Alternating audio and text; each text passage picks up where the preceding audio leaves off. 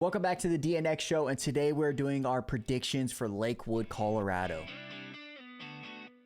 All right, so Doc, what is your bold prediction for the 250 class? This is a hard one because when I think bold predictions, I usually go to like placements. You know, somebody's going to do really good that usually doesn't.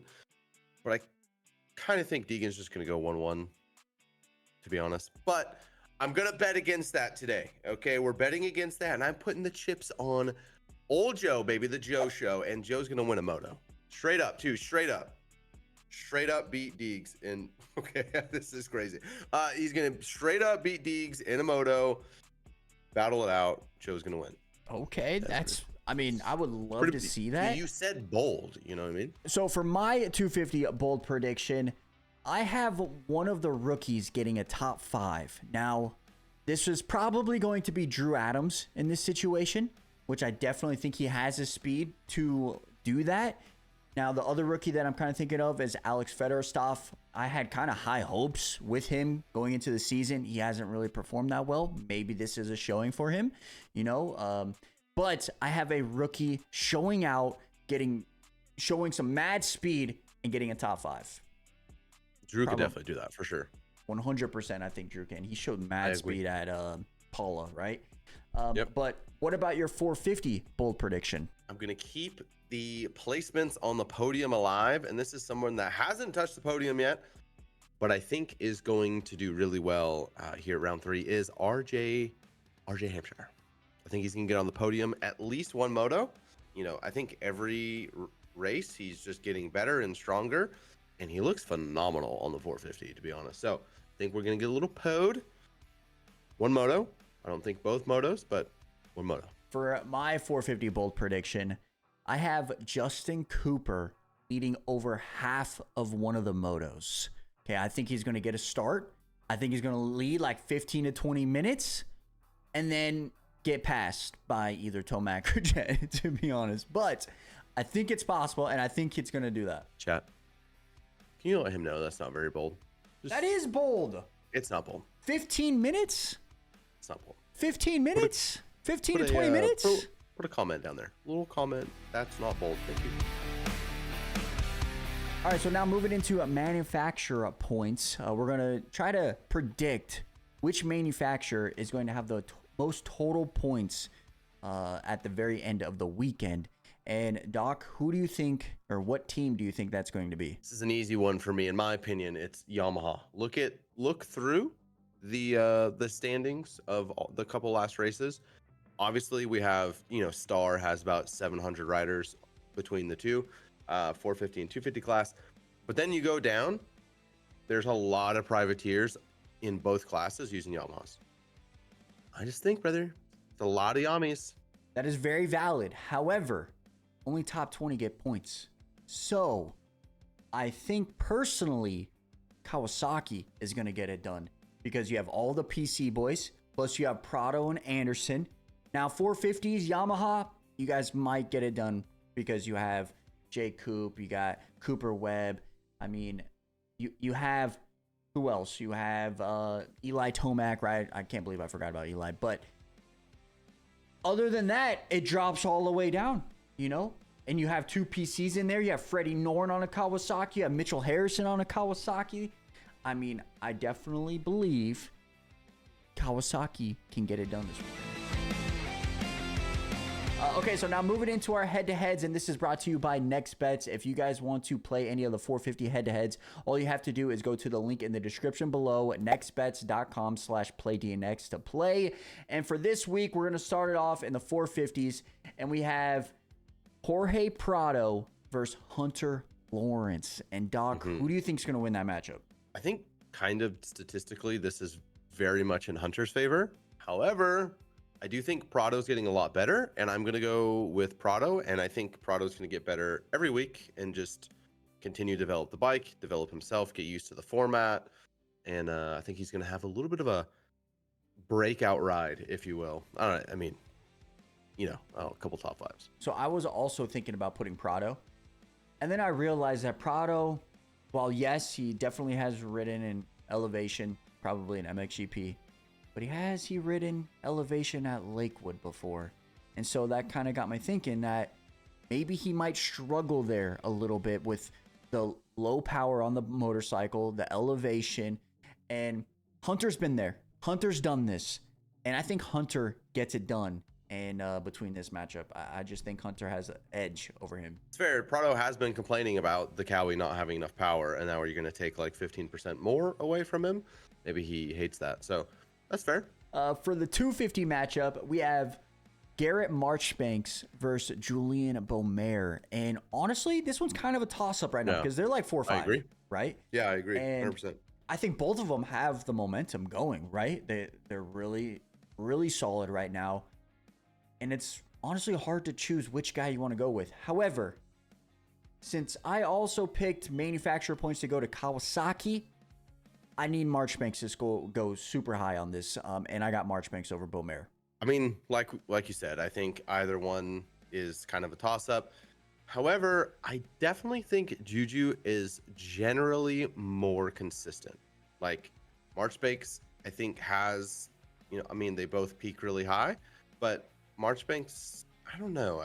Sometimes he's really good, sometimes maybe not so good, and I think Juju's kind of the same way, but I would bet that Juju's average is a little bit higher than Marchbanks, so I'm going to go Juju.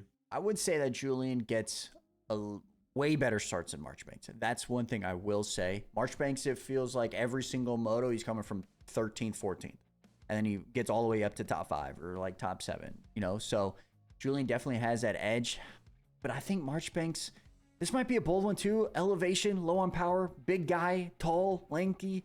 Like, that might be kind of bold to say that Marchbanks is going to get a better start at Lakewood than any other track, right? So, definitely not going to get. Yeah, I might be cooked on that one. I definitely might be. That's fine. Cooked. I'll take that. I think I need some right now. I think I'm behind on predictions, but we're actually tied for Moto, so which is kind of crazy to think about for now. Okay, so now let's move into our 5th place, and let's stay in the 250 class. And for me, I actually have Ty Masterpool. I think he's going to show out. I think he's going to have a 2 good starts. I think he's going to be very consistent, and I think he's going to be in that 4, 5, 6 range, and just like total points is going to end up getting a 5th place overall. I feel like in the 250 class right now, it's so sporadic in placements, and the overall is just... literally, you don't know until that checker flag Moto 2, right? So I think somehow Masterpool gets it done. I got a bit of a sleeper here. Somebody that's probably not on anybody's radar right now, but I've been doing a little statisticking, okay? And I think the person, he's just getting better. He got 6th last week, and that's Jordan Smith. And I think he's still recovering from the crash in Supercross. Maybe not recovering, but like getting back into the, the flow of racing, and is getting better.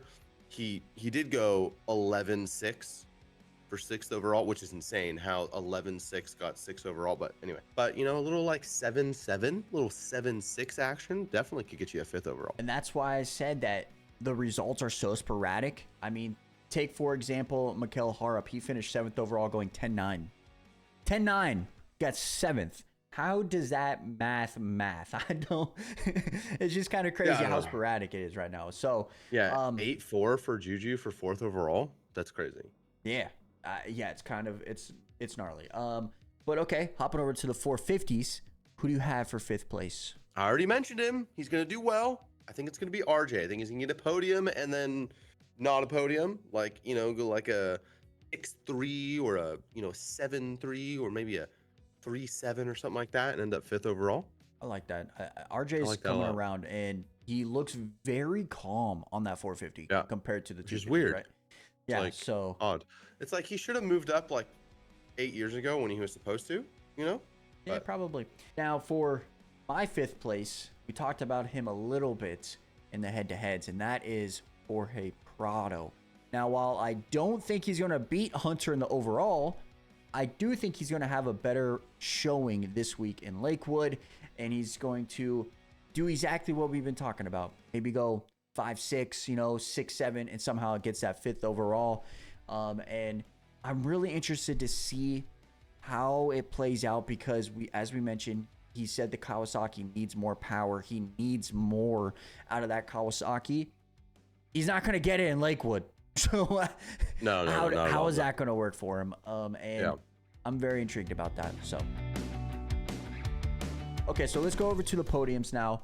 And let's start in the 250 class because we kind of know what's going to happen here, right? And for me personally, I'm going to have the same podium as last week at Hangtown. So I got Levi Kitchen in third. I got Joe in second. And I got Deegan in first. I'm not going to put Deegan in second or third or even off the podium until I see something where, like, he's going to struggle. I just can't physically do that because I'm going to get roasted so bad to put him on the podium. So, yeah, he might go 1-1, 2-1. So, and I think that's going to happen exactly again. It might be, I would say Hymus in third, but then like last week, food poisoning, electrolytes thing, I don't think he's going to have the energy to even contend. Elevation too? Listen, I don't mean any disrespect, but there seems to be like buzz around Hymus. He hasn't done anything this season. You know, Led, like, I mean, crashed. he's led, crashed, faded. Moto 2 wasn't there. Moto 1 led, was faded. faded, right? And then sat out. And again, like, there's a million factors. I'm not trying to like put him down, but like, there's no reason in my mind, and I hope, you know, he can change my mind, but absolutely no reason right now we should be putting him on the podium until he changes that, right? Like, until he shows up a couple weeks in a row and goes 2-2 or 2-3 or 1-2 or whatever, right? Like, okay, then we start putting him up. But like right now, Joe Deegs on the podium, period. And third place is like Tom, Levi, I don't know, Juju, Garrett. I was just about to say, like, if Levi didn't show up at Hangtown, I wouldn't even put Levi on this podium. I would have put like Tom, agreed. you know? 100%. So right. with Levi actually showing up and showing like, hey, I'm actually still this third guy in this class, right? And that's why I think the podium is going to be the same. And Levi's also really good at Lakewood. So I'm pretty sure he won a moto like his rookie year there on Star. So he really likes his track. I think he does really, really well. But yeah, Hymus, until he proves something, we just can't. You know what I'm saying? Paula, you know, qualifying was insane. Looked the part, and then just really hasn't backed it up since then. Certainly feels like he can, but I'm going to go. I totally agree with you that Levi Kitchen is an absolute dog at Lakewood, but I'm actually not going to put him on the podium. I don't know why. Probably because I'm not using my brain. I'm going to put someone a little bit sleeper because this is how you make up points in these things, okay? Me and Josh are tied right now, and how you make points up is by taking risks, okay, Chad? That's why we're going to go number 3. We're going to go Michael Mosman. All right, I understand he went 5:17 last week. It's doesn't make sense. However, I think he was going to go like 5:3 last week, which would have put him 4th, but he looks good. He looks like he's improving, and he looked really comfy. So I'm going to go P3 for the Mos, okay? Then you have to go Joe Deegs. I will say for Michael, one thing that's going for him, Star Racing is the best motorcycle in elevation, and he's most likely going to get a really good start, and he's going to be able to run up front with those boys, and that's going to help him tremendously, I think. So, okay, so now going into our 450s, what do you got? Remember, if you guys have been watching for a little while, there was a point in our Supercross series where Josh was putting Sexton real low to hope that he would like reverse jinx him and he would get the win. That's what we're doing for Tomac here, okay? It has nothing to do with I'm a little nervous that Tomac has met his match. All right, and we're pushing and we're crashing. I pray to the Lord that his bike has been figured out. If his bike's figured out, Tomac's going 1-1 at Lakewood. Mark my words. Okay. If his bike looks like it did at Hangtown, I'm going to go out on a limb here and say we have a little bit more tuckage or a little small issues. We're going to go Tomac P3. AP looks phenomenal right now. AP and J Coop both look phenomenal. AP starts are better. And AP really showed me that his fitness is peak, okay, to run up front in that horrible weather at Hangtown. So we're going to go AP and then Jett. Sometimes the reverse jinxing works, okay? It did like 2 times in Soupy, and then I went back to him going first, and he lost Pittsburgh, and then he lost the championship. So for my 450 podium, I'm going to have Hunter Lawrence in 3rd place. I think really him AP, J. Coop, they're all right there for third. And I think Hunter this week gets it done. I think he might be able to go like a 3-4, 3-3. Now I did say J. Coop is going to lead half of the moto in one of the motos. That doesn't mean he's going to be on the box. You know what I'm saying? Man, you're thinking he's fading that bad? I don't think he's going to necessarily fade, but he can go 2-5, or maybe like 3-4, after he leads Jett and Tomac get by him, something like that, right? For second place, I have Eli Tomac. And for first place, I have Jett Lawrence. And why I'm going with this is because Jett figures out ways to win. Now, we saw what happened at Hangtown. He settled for a third. Then he go out, got a whole shot, led the entire race, and won. Eli Tomac, he got a really good start. He won the first moto, but then a bad start. I think we might see that possibly again, where Tomac doesn't get the greatest of starts, and Jett starts on average is like first or second, like first, second, or third. And Tomac starts on average is like fifth through like seventh. So I think if Jett can get a start in Lakewood, he's really good there. I think Jett gets it done. And yeah, I hate this for us. Yeah, I wish Chase was out there, but still no news on that. He quit, Jett. That's the news. Okay, you heard it here first. He quit. Yeah, so but with that being said, let us know your guys' bold prediction in the comment section below, and let us know who you guys have winning as well. And thank you guys so much for all the love on all these videos, man. It really does mean a lot to us. We're going to have a watch party on Saturday. We're going to have Everything Moto tomorrow, and then reactions throughout the weekend. So with that being said, thank you guys so much, and we'll be back tomorrow. Peace. Bye.